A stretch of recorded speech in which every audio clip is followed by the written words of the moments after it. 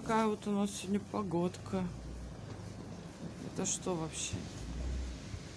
Ничего не видно. Елки гнутся.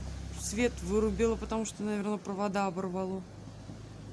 Пурга, метель, вьюга.